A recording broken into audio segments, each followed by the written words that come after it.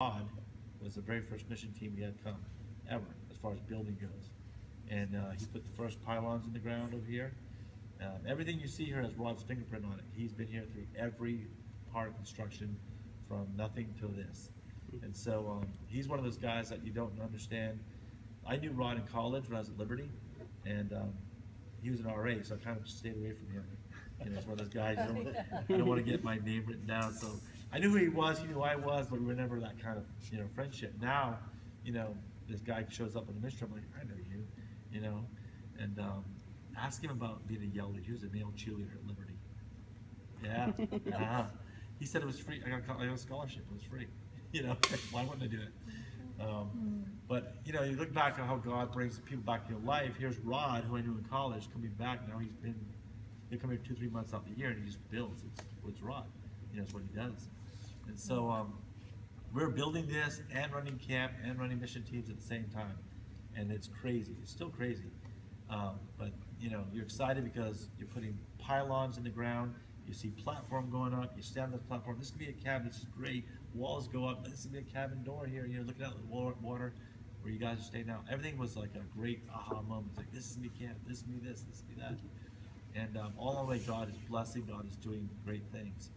And you fast forward from our first year camping, 28 campers, to this is our 15th year coming up, and we'll probably go close to 500 or more campers this year.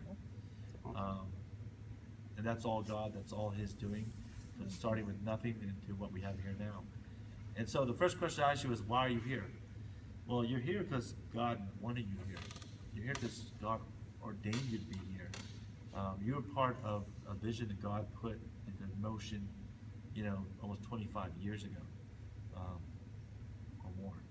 Wow, long time. So you're not just here to cut thatch or shovel sand or clean a kitchen or help build a deck or put up drywall on the ceiling or whatever else you'll be doing this week, mixing cement tomorrow, that kind of stuff. You're here because you're part of the next step of what's going to happen. And when you leave on Sunday, the team that's coming behind you actually arrives on Saturday afternoon. They pick up where you guys leave off and carry the baton to the next level. Then when they leave, the next teams arrive, and they'll do the same thing. And so your fingerprints will be here. Your ministry will carry on into the summer because part of what you guys do to come here helps us scholarship teens that maybe can't afford it. In the Bahamas, most of these kids come from very broken homes. I would say, I asked Jude last week what they thought the percentage was of campers that come from actually intact family structured homes. What did you say, about 40% was your answer? Yeah, I thought it was lower, but we'll go with 40. So think about that. You got 500 teenagers coming here, and only 40% of them, if that, come from an intact home. Where you have I don't know if it's functioning. They actually have maybe a mother and father in the home. I don't know if it's functioning that way, but they're there. The most part, most of them don't come from that. They live with a parent here, a parent there, grandmother, aunt, whatever.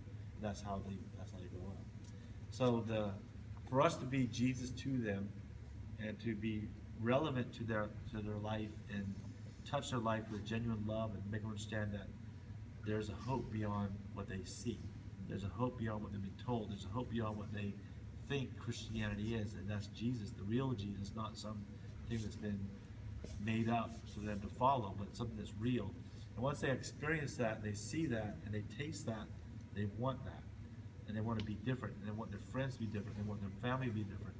And so, I've always said since we started this, that you don't know who's going to come through our doors because we're such a small nation. This year we had a former camper, he's now 22. He got elected to the parliament this year. The youngest person ever elected to parliament. He got saved at camp when he was 14, right up here in Tarpon Bay. And so how cool is that we actually have a former camper in our government, So you never know who's going to come through our doors and who's making an impact and who's going to help turn the tide of this generation that's doing this and now needs to start doing this.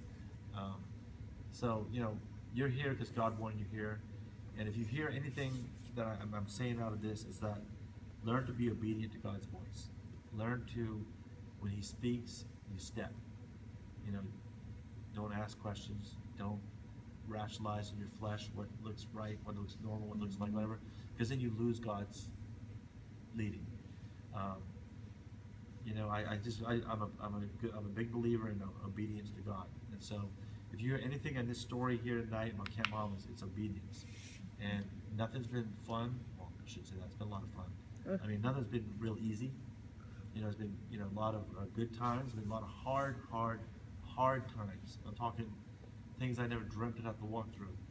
And I've always said, if God would have showed me in the very beginning, here's your path you have to walk through, I'd have said, no, thank you, I'm good. You know, I don't want to do that. But God never shows you that. What does He show you? He shows you that next step. So if you take that next step, that's the easy part. You know, anyone can do that. You know, but if He shows you a way up here, you're gonna walk through all this junk to get up here. You're like, I don't want to do that. But if He just shows you that, I can do that. You know, so you know, start at your age. You can do this. Well, some of us are older. We've been doing this. And you guys, young age, 12 years old, you can do this. You take that next step for God. And I'm not telling you gotta be a preacher or a theologian. Just be obedient. That's it. Be obedient and love God, love His Word, and love His people. You know, and love lost souls, and live for that. And everything else will fall into place. He'll give you what you need. The world has a roadmap for you, and they'll tell you this is what you have to follow to be successful. For them, who cares? Do what God tells you to do, and do it with all your heart, and you'll be successful. Anyone have any questions about anything? This might sound like a dumb question, but No such thing as dumb questions. okay, so like you're talking about the road that goes like by the houses, and then it goes down, and there's a big hill.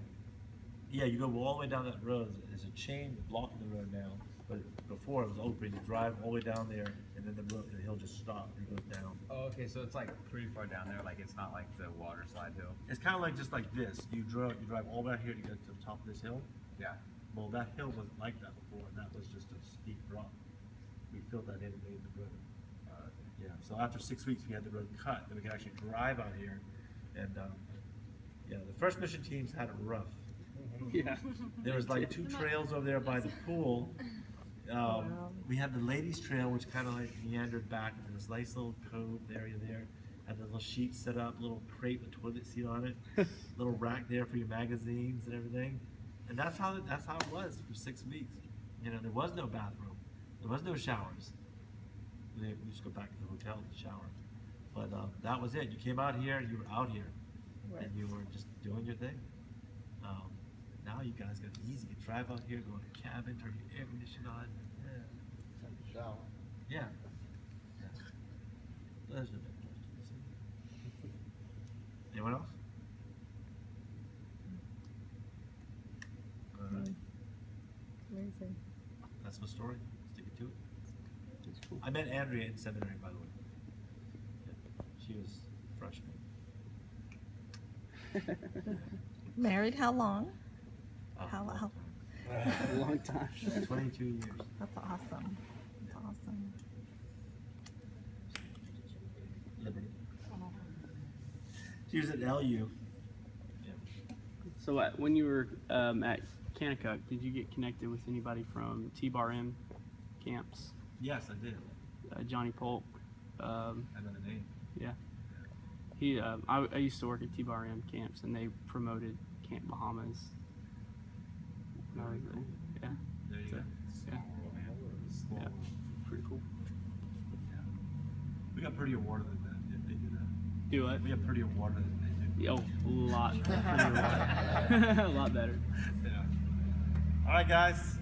Thank you for listening. Thank you.